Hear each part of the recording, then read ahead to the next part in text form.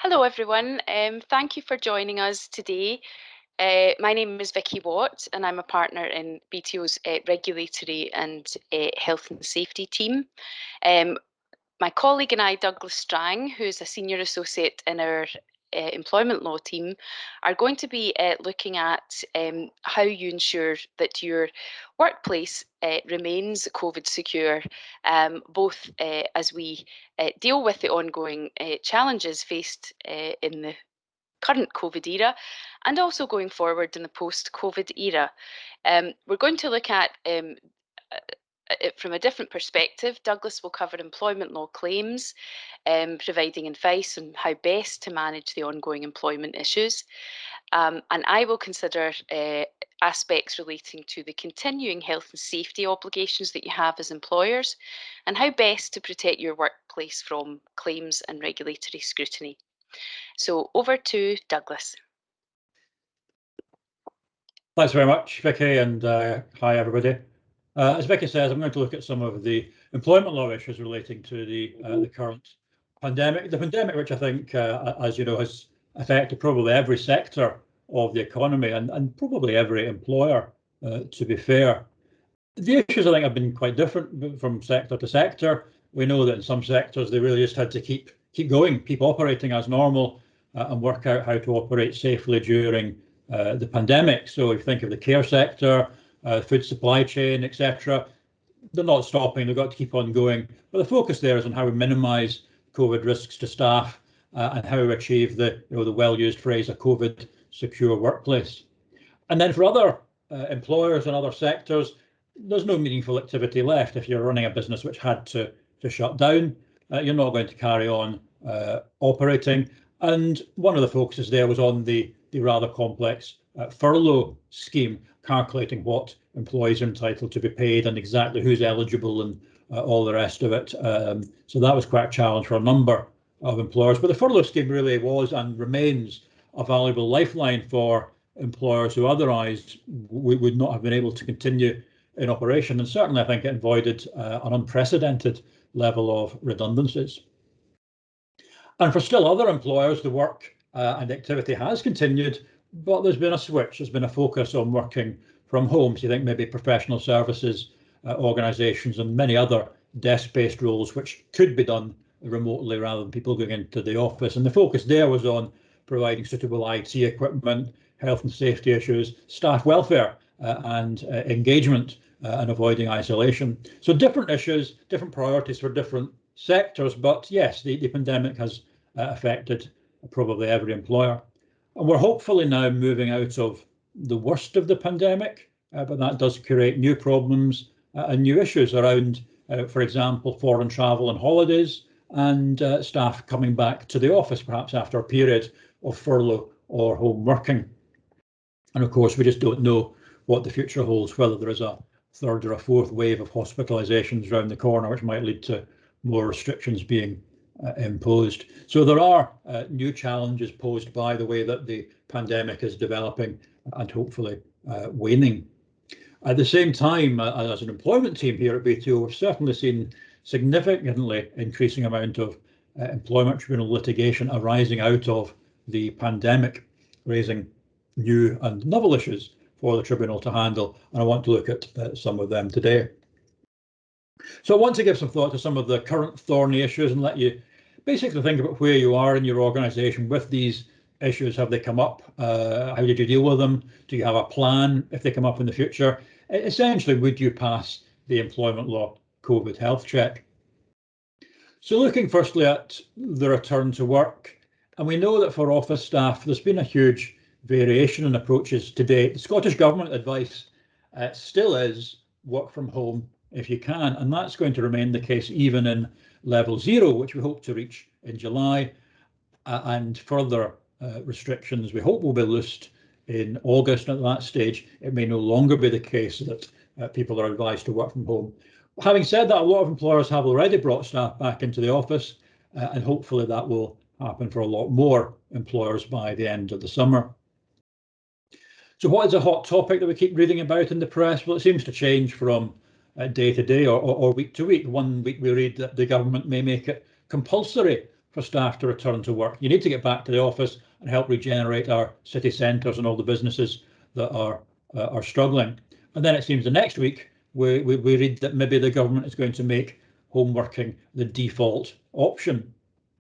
I think what's clear, though, is it's not a case of one size fits all. You need to think about what's going to work for your organisation, your customers and your staff. What are the pros and cons of home working, being in the office, or indeed a hybrid approach? Certainly, I know some employers have given up their premises and therefore there's no office to return to. But other than that, you are going to have to think about your plan. If you decide that you're going to carry on with home working in whole or in part, maybe hybrid approach, sometime in the office, sometime at home. And if you haven't already done so, you're going to have to think about the issues that home working gives rise to. A lot of issues come up. There is an ongoing health and safety obligation to look after your staff when they're at home, to assess their workplace. Issues of remote monitoring. Are you going to monitor staff to see whether they're actually working when you can't see them? Data security and document storage. If you've got client data being used, how are you going to make sure that's secure when it's not in your on your premises? I think in most cases, you probably do need a home working policy. You may need contractual changes. And I think to date, maybe got through without focusing on these issues, without having changes to contract, without having a policy. But if this is now going to be a permanent feature for you, much longer term permanent home working, then I think you do need to look at those sorts of issues and think about your policies and all those issues that arise. But we also anticipate, and many employers have seen it already, as the workplace does open up, people come back from furlough or they come back from home working, there are going to be employees who are expressing concern about coronavirus and the possibility of catching it if they come to work, whether that's from public transport or whether that's from colleagues, members of the public, service users, etc. And so there may be a real reluctance to actually come back into the office. And your role really as employer is to persuade them that you've done what you can to minimise the coronavirus risks. So you're social distancing, cleaning, disinfecting, etc. And probably it would be reasonable for you to be sharing in detail what your risk assessment has been and the steps you've taken to address those risks. Hopefully, as we are coming out of the pandemic, and numbers of hospitalizations at the moment are fairly low, we know the number of infections going up. But if the pandemic becomes less of a critical concern, it's not flooding the hospitals, then hopefully it will be easier to reassure your staff that their health and safety is not being put at risk by coming to work. I think the key point to make, though, is that the law gives a special protection to employees who do raise concerns about health and safety issues, who perhaps challenge you and say, I don't think you've done enough to protect us, you've not thought about this or that. Equally, you may have employees who might even refuse to come to work, say it's dangerous. And if that's a reasonable concern, then the law gives a certain degree of protection. And if you do have employees in that boat that have raised their health and safety concerns, you cannot treat them badly for doing that. They are protected. You can't subject them to detrimental treatment. You can't dismiss them, or there's likely to be a claim, and that's likely to arise irrespective of the length of service. You don't need to have 2 years employment to bring those sorts of claims. So just be very careful if people have raised health and safety concerns, or if they do so in the process of getting staff back to the office.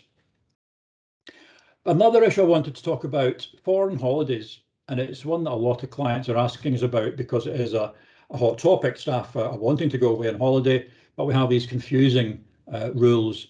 We know that amber countries, if you've been on holiday to an amber country, at the moment, if you come back, you've got to isolate at home. If you've been in a red zone country, you've got to isolate in a hotel. Possibly that might change at some time over the summer. If the suggestion is if you've had both vaccinations, you may not need to isolate. But at the moment, if your employee comes back from holiday in an amber zone, they're going to have to isolate at home. Now, if you have office staff, desk-based staff, that might be perfectly fine. They've been working from home for a year anyway. Not a problem if they've got to quarantine from home. They can carry on working. That's fine. But what about the employees who can't work from home? And there's many, many of them in a whole load of different sectors. If they've got to quarantine at home, they can't do their job. So what do they get paid? Do they get their salary? Well, on the face of it, no, because they're not working. They're not carrying out their part of the work wage bargain, so they're not entitled to be paid. But there is, though, some authority that suggests if an employee is ready and willing to work, but not able to do so because of some external impediment, then they might still be entitled to full pay. So the government requirement to isolate, is that an external impediment? It's perhaps an arguable point. I don't think many employers will be going down that road of paying normal salary during that period of quarantine.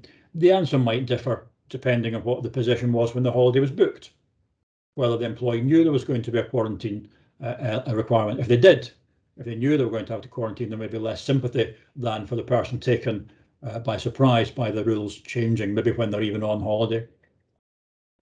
So if they don't get normal salary, do they get statutory sick pay? At the moment, no, unless they're actually ill. You're not entitled to SSP if you're quarantining having come back from holiday. What about requiring staff to use their annual leave? Possibly, but there is some question mark about whether you can force staff to use up their holidays in these circumstances, given that they're stuck at home and can't have an enjoyable, relaxing holiday. And I think in a lot of cases, though, employees are likely to choose to use annual leave if the alternative is they get no pay at all, that it's unpaid leave. What about disciplining staff? It's unauthorised absence. You're supposed to be at work. I think that's a risky approach. You're disciplining an employee because they're legally not allowed to come and work for you. I think that's a real challenge to treat it as a disciplinary matter. Really difficult proposition. Can you then simply issue an instruction, a reasonable order to your staff? Do not go on holiday to an amber destination. The consensus is no, that's straying too far into the employee's personal life. How is the employer able to tell them where to go on holiday? But I think maybe that can be looked at a slightly different way by saying to staff, if you book 2 weeks leave, we expect you to off for 2 weeks, not for 3 or 4 weeks. Therefore, if when you're booking your leave, it's going to be a 3 or 4 week absence because you're going to have to quarantine, then that can only be done with our permission. And if we do give permission and you come back and you're not able to work, then it's going to be unpaid or it's going to be annual leave. But we need to give you consent to take 3 or 4 weeks off. Possible angle there, that may be potentially the solution. It's not a complete answer. And equally, if you then want to discipline the people who ignore you and book the holiday anyway and are unavailable for work, I think there's some tricky issues there. Touching briefly on vaccines, and it's a difficult topic in itself. Can you insist that your staff get the vaccine? Can you even insist that they tell you whether they've been vaccinated? Well, the ACAS guidance is that employers should encourage staff to be vaccinated, but not make it mandatory. There could be valid reasons for insisting, and in the press recently, the suggestion has been that for care homes in England, the vaccination may be mandatory. And just last week, I think Morgan Stanley were saying, at least in their New York office, if staff haven't been vaccinated, they're not going to be allowed to return to the office. There's a need for great care, though, and considering does this discriminate against people who, for physical or mental health reasons, can't have the vaccine, or maybe those that decline for religious reasons? If you're going to insist and then take action against those who aren't vaccinated, there could be problems. Can you even ask the question? Well, there's certainly reasons you may want to know, but there are very, very important data protection issues. This is health information, so it's sensitive personal data. And it's clear you do need to be very, very careful and be clear on what information you're asking for. Why are you asking for it? And what are you going to do with it? What is the decision-making process going to be, and what action are you going to take? And then how are you going to record and store that data? How are you going to process it? Definitely something worth thinking about. Just touching on a few final issues briefly before we look at some of the COVID-related litigation. Can you require an employee to wear a mask? Pretty similar issues to the issue of vaccination. It's the issue of whether you are discriminating against people with particular health vulnerabilities that mean they can't wear the mask, or even perhaps for religious issues. You're balancing a whole load of issues. You've got the rights of the individual employee, equally you've got the rights of their colleagues and your customers, service users, etc., the right not to be exposed to undue risk. I think what is very, very difficult is if someone is medically exempt from wearing a mask, and we know that there are medical exemptions, if someone's medically exempt from wearing a mask, it's going to be very difficult for an employer to then discipline them for not wearing a mask. And certainly that would have to be the absolute last resort once all other solutions have been explored. The question we've been asked a few times recently, what about staff not following social distancing rules in their own time? Can we discipline them? I think possibly yes, if there's a good reason for it, and if you've made clear in advance that you expect employees to comply with the public health guidance because of the impact it may have on your business. For example, if you have vulnerable service users, you want to make sure your staff are complying with the rules and not putting your service users at risk. Question is whether it's a reasonable instruction that staff should follow the public health guidance. I guess the point is, how can it be unreasonable to instruct staff to comply with the law or to comply with guidance? And there's issues of reputational damage as well. We've certainly dealt with a few of those where it has become more widely known that someone has not been complying with the rules, and the employer has to deal with the reputational damage caused by that. Long COVID, again, a question we've had a few times from our clients and contacts. I think it's a fairly simple answer. It's an illness like any other illness, and you manage it the way you manage any other illness. If you get someone who is struggling at work because of a health condition, you handle it sensitively. If it's a long-term absence or a long-term inability to do the job, you consult with them, you get occupational health advice or a report from the person's GP, you consider all the alternatives, and any sort of dismissal is going to be a last resort. Ultimately, it's certainly possible that long COVID could be a disability if it meets the definition of a long-term impairment with a significant adverse impact on day-to-day activities. So certainly it's something to be careful with.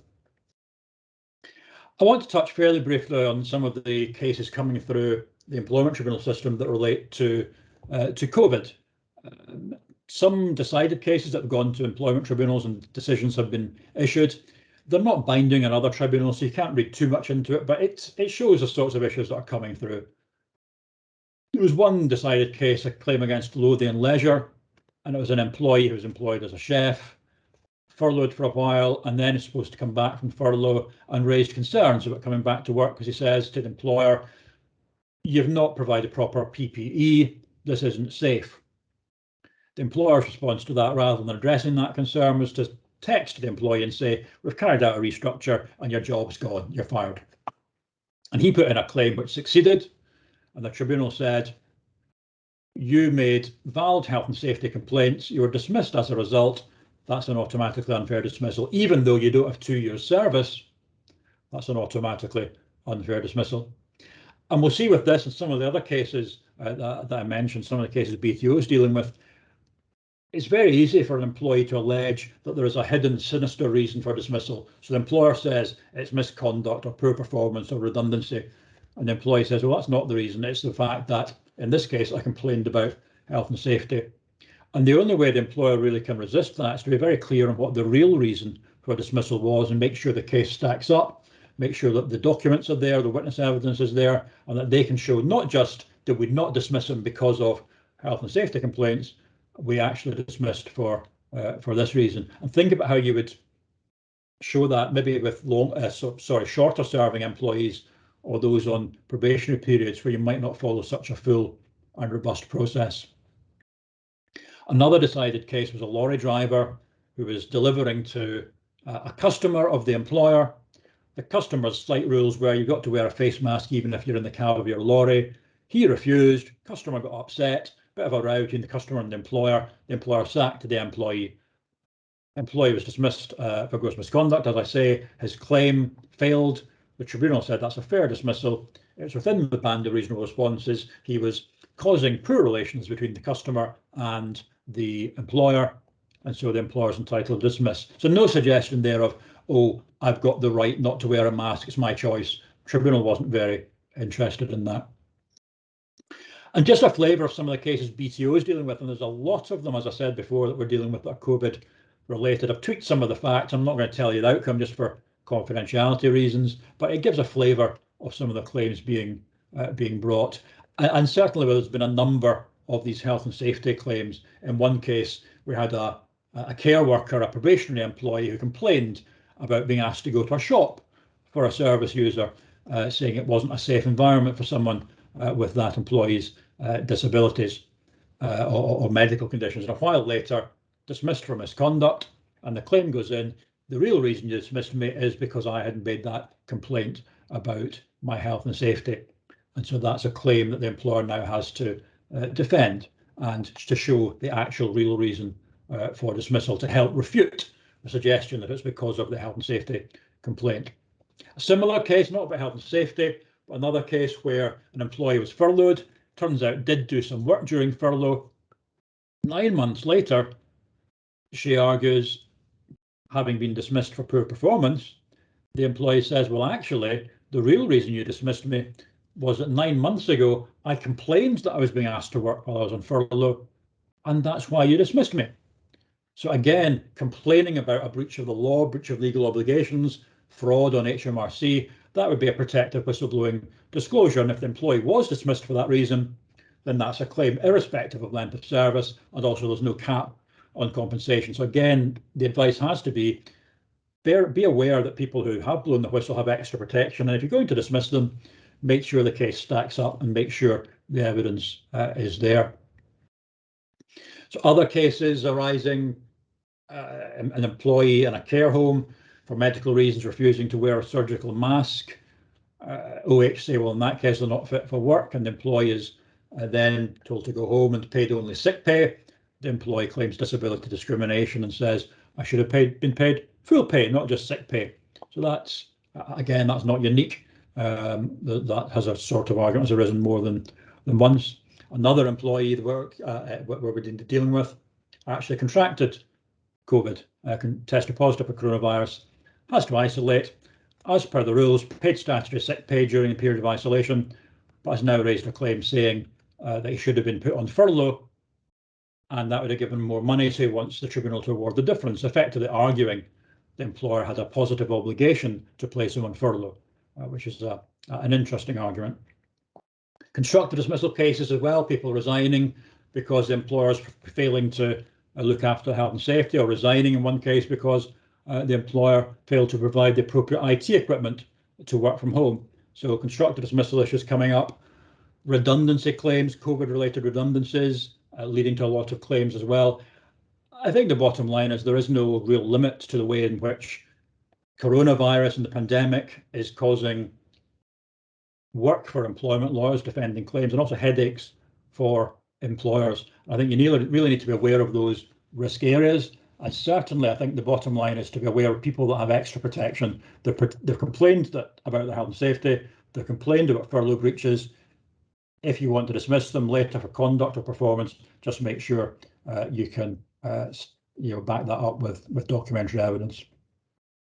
I'm going to hand over to Vicky now, really, to look at some of the health and safety issues. That's another real challenge for employers at the moment. Vicky.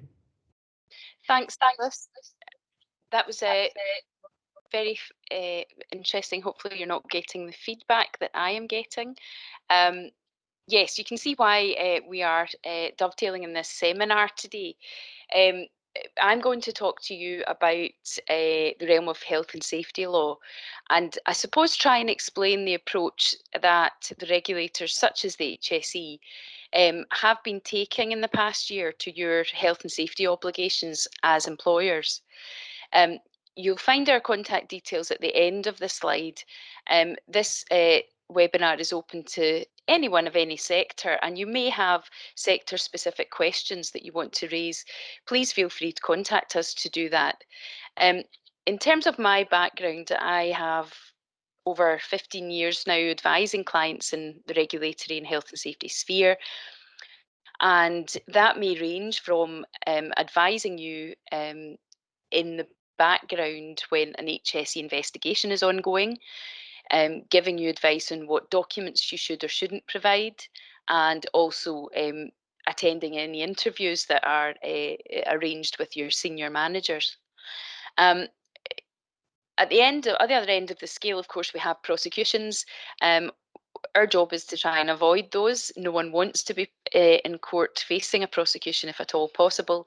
And quite often we will advise clients in how to tactically try and avoid that. And if it's not possible, to try and get the best outcome for you to enable you to continue operating your business while this cloud of a regulatory inquiry is hanging over you. So no matter what your experience is, hopefully what I'm going to talk to you about today will give you some insight as to what we do and when it's appropriate to contact a solicitor of our ilk to assist you, because that can sometimes be quite a daunting prospect. So who are the regulators that you're likely to encounter? I suppose back to basics here. The health and safety obligations that you owe to your employees and to others, such as customers, contractors, visitors to your site, or service users, are enshrined in law, and any breach of those duties can constitute a criminal offence. So that's the first thing. You're not dealing with a civil claim generally, although that may follow. You're dealing with a potential breach of criminal law. So those who will regulate that sector are principally the police in really serious cases where there is the prospect of a corporate charge of culpable homicide, and or the HSE. You may have local authorities who will regulate in certain sectors, such as hospitality, and you will have overlap with other regulatory bodies in other sectors, such as the Marine and Coast Guard Agency or the Care Inspectorate in the care sector. Regardless of who your regulator is, so whether it's the police or the HSE or the local authority, the same ethos applies. They are all investigating and reporting agencies. They don't prosecute you in their own right. What they do is investigate a potential criminal offence, prepare a report once that investigation is concluded, and report the matter to the Crown Office and Procurator Fiscal Service, who will ultimately take the decision on what proceedings are to be brought and against whom.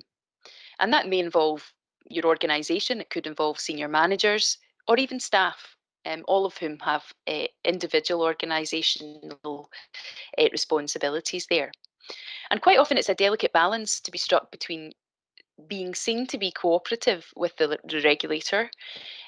Keeping them on side is always a good idea if you can, but not at the expense of your own rights and ability and obligation not to self-incriminate. You have a right in Scots law not to do that, and it's protected and enshrined in statute.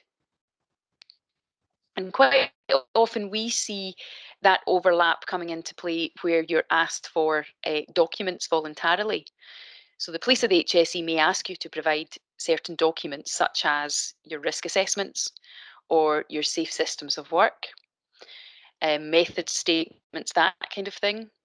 And the rule of thumb is you're probably not going to stray too far wrong if you provide those voluntarily. They're unlikely to be particularly controversial in themselves, and evidentially they are going to have to be spoken to by witnesses in any event. And ultimately, the regulators are going to get some kind of court order to compel you to produce that kind of information. Where we sometimes have to step in and advise clients to be a bit more careful is where you have, in the aftermath of an event, an outbreak or an injury, an internal investigation report that is fairly damning. You know, it's one where you have really left no stone unturned and you have concluded a number of breaches have occurred. Now, for obvious reasons, the regulator will want to get their hands on that because that will give them the starter for 10 as to what you think you have done wrong and what offences you have potentially committed. But it may be that those type of reports are legally privileged and we can give you advice on whether you are required to disclose those or not. In terms of the regulators and how they've approached COVID specifically, well, Douglas has touched on the term already. We've heard the phrase COVID secure. So that is what the HSE are requiring of businesses up and down the country. can be taken to be slightly misleading, and I'm hopefully not being a pedantic lawyer here, but it tends to suggest that that duty is to eliminate the risk altogether, and eliminate any possibility of transmission altogether, which is nigh on impossible, frankly. The duty, however, is, and it's a caveated one, quite heavily caveated, it's a duty to try and control the risk of transmission so far as reasonably practicable. And what's reasonably practicable for one employer and one industry sector and one activity will vary considerably across the board. And that's why you need to look at each case individually and not assume that because you have one or two individuals in your organisation that it's a workplace risk that you have failed to manage.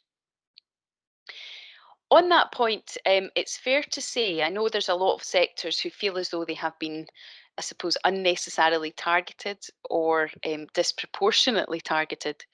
Obviously, the care sector, construction, manufacturing have had a number of spot checks and have had a high number of the percentage of visits from the HSE throughout the past year or so. It's fair to say that HSE won't always get this right. This is not a workplace risk in the traditional sense that they are used to regulating for. They're used to dealing with risks that are generated within the workplace from the workplace activities. This is not like that. It's not a Legionella. It's not asbestos. It's not something that's known to them intimately. And it's not your action or inaction generally that will give rise to the presence of the risk. The virus is around. It's a public health crisis. It's around in schools, in shopping centres, wherever people come into contact effectively. And that presents a challenge to the HSE in terms of being regulators for this, upholding standards of welfare and health and safety, but also being proportionate in terms of what they require of workplaces. Um, Effectively, what they're saying and what their ethos is, and I think this is the right way to approach it, is it's effectively another category of risk that you do have to look at and treat in the same way that you would, for example, lone working or working at height. You have to look at it as an individual scenario where you have to have a risk assessment in relation to. You've got to assess, you've got to monitor, and you've got to manage that risk with appropriate control measures in the same way you would those other workplace risks. The HSE have also gone a bit further to assist you there. What they're saying is, if you have followed the public health guidance that is out there for your sector or for industry generally, then they will take the view that you have achieved the reasonably practicable standard. So if it comes to the crunch and they are looking at a potential outbreak in your workplace and they are on the fence as to whether they can prove where the source came from and whether you took appropriate measures, if you have followed public health guidance in place at the time, and it will vary week on, week off, as we've seen, month to month, you will be taken to have achieved the reasonably practicable standard, and you may avoid being reported on that basis for a breach of health and safety law to the Crown. There has been no challenges yet to that assumption that HSE make that compliance with public health guidelines reduces the likelihood of infection transmission in the workplace. At some point, someone will challenge that when the prosecutions start to, roll in. There haven't been any as yet COVID-specific prosecutions. There are dozens under consideration at present, and particularly in the last 6 or 7 months, the Crown are sitting with a bank of cases there that they are effectively considering and taking a view on. But that is the challenge also, because we don't have a bank of established industry standards or case law there to draw on when we're looking at the type of risks you face. If we look at one slide I've put up to really try and assist you a bit further, you all know that you have duties that are owed to your employees, and those duties are to ensure, so far as reasonably practicable, again that caveat, the health, safety and welfare of your employees. And that extends, just as it does with other workplace risks, to providing a safe system of work, appropriate, I suppose, infection control procedures. Your employees should be provided with adequate information, instruction and training on those, and be under no illusion as to what their responsibilities are. You must implement social distancing measures as appropriate with the current guidance.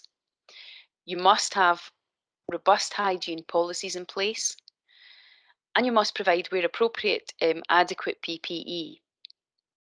Some of the less obvious risks that your workplace employees will face come from, in some sectors, the impact of lockdowns. It may be the behaviour of customers, the behaviour of contractors who forget frankly what the rules of engagement are when they come onto your site. Or it could be in certain areas, in care homes, for example, the very challenging difficulties that places on service users who rely on their routines and seeing their families and friends as part of their well-being package. We are seeing in some sectors an increase in risk of violence against staff. And for that reason, I suppose your Section 2 duty to your employees is very broad indeed. Another quirk, I suppose, which was rather unpleasant to see in the pandemic, was when lockdown was eased slightly, we saw a raft of road traffic prosecutions for dangerous driving, careless driving, and that was both at work and on people's private time, effectively. And our behaviour does change as we start to open up, and employers certainly have to be mindful of that and cater for it. In terms of the other duty that you owe, of course, the duty is equally as broad to non-employees and contractors, customers, service users. You have an equal duty to conduct your undertaking, and that's such a broad definition, to ensure, so far as reasonably practicable, that persons who aren't your employees are not exposed to risk from your conduct effectively. And again, this will include having all of those things I've mentioned earlier, appropriate infection control transmission policies and procedures in place. And in some cases, you may have to prohibit tasks or alter how you conduct certain workplace tasks if they are too risky, frankly. Bearing in mind, the onus is not always on the employer, as Douglas has alluded to. Employees do have duties to take reasonable care for their own safety. They are expected to follow any reasonable requests that the employer makes of them, either for their safety or to ensure the safety of others, such as service users, customers, etc. And Section 7 of the Health and Safety at Work Act sets that duty out. So if you have an employee who repeatedly refuses to follow what would be reasonable instructions from you as the employer in terms of keeping themselves safe and others, then potentially that is, if an incident happens, something that employee will be interviewed under caution about by the HSE or the police if the worst happens. And the next slide shows another, a more specific duty, which is the duty under the management regulations, which is one of the six-pack regs, we call them. Although I don't know if anyone has a six-pack these days after 15 months of what we've just faced. The duty there is to risk assess, identify risk, implement your suitable and sufficient control measures. And it's a duty again to try and reduce the risk of transmission to the lowest level reasonably practicable. If you can go so far as to eliminate the risk altogether, by all means do it. It's not quite what the law requires, but aim high. And the main piece of, I suppose, armoury that you will have if an incident happens is your COVID risk assessment. You must have one. Any business that is operating must have one. And if you have more than 5 employees, you must record the findings of that risk assessment. And you've also got to not just have a piece of paper that you will wave around if the worst happens to the regulator, but you also have to be assured that your employees have seen it, first of all, understand it, second of all, and thirdly, that you are monitoring its enforcement and you're monitoring that people are actually doing what is required of them. That's your general duties, and that's me kind of finished with the slides I've got. Just a brief few minutes. I appreciate you've been with us a long time. Any enforcement trends that you have seen or you ought to be aware of? At the moment, as I say, I think HSE are investigating approximately 16 deaths, which are suspected workplace transmission deaths. And those are currently under investigation with a view to be taken. Inquiries are ongoing in a further 42 cases. We've had over 100,000 spot inspections, and that is continuing. And I have to say the graph is going up and up with that, certainly in construction, the care home sector and manufacturing. I suppose the good news, if there is any to be drawn from this, is back to this ethos of proportionality in regulatory enforcement. In about 20% of the cases that we've seen, and UK-wide, verbal advice has been given to the duty holder. So HSE are not rushing to shut down businesses across the country, although it may feel like that if you're, at the rough end of the wrath. There is not an overwhelming bank of disproportionate decision making that we have seen.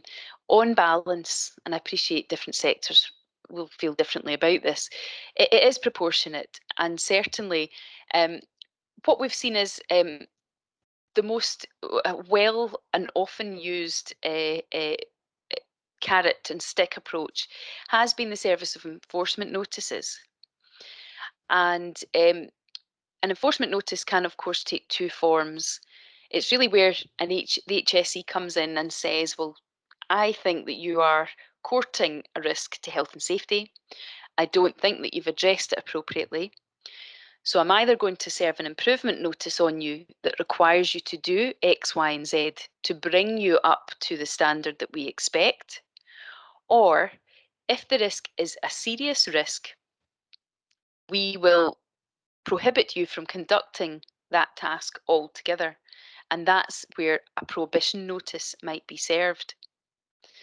Now, throughout the pandemic, the HSE have looked at very carefully the risk presented by COVID-19. And they have described it as a significant workplace risk, but they have held back in classifying it as a serious workplace risk that would justify, in a normal case, the service of a prohibition notice. So some industry sectors are unhappy about that because they feel that it's curbing the powers the HSE have. But most businesses, I think, would accept that that's a fair approach to take. It's far better to require a business to comply without shutting them down if health and safety standards can be maintained at the same time. The type of improvement notices that we're seeing being served and the type of breaches won't surprise you to know are social distancing issues, particularly as well at the beginning and the end of shifts, if you like. So it's not just the 9 to 5 working hours when they're on your time, on your premises. In March of this year, Royal Mail Group were served with a pretty robust improvement notice. There was a failure to ensure social distancing in place between workers, both at the beginning and at the end of shifts. And the view was taken that there was a failure to ensure suitable control measures were in place. A number of employees were seen congregating together before and after their traditional working hours, and it was taken. The view was taken by the HSE that the employer had to do more and was required to do more there. We also had another example in February. It was CHD Living Limited. This is a medical nursing home, but it relates to the risk of aerosol generating procedures. So there are some industry-specific risks that HSE will be alive to. So they are conducting spot checks in industries like that to make sure they understand the ongoing issues that are evolving as our understanding of this virus improves. And of course, unfortunately, there is still the requirement to obtemper the law in all of your other obligations, such as work at height, loan working, all of that. You're still required to manage risk generally in your businesses going forward. And as I say, the risks presented by the pandemic are just another type of risk that you will be required to manage as we go forward. So that's all I have to say to you today. We're falling short of the hour. We will show you a slide now with our contact details, and we'll leave that up for a few seconds so that you can see that. We're always willing to have a chat, but thank you very much from both of us. We wish you well going forward. Thank you.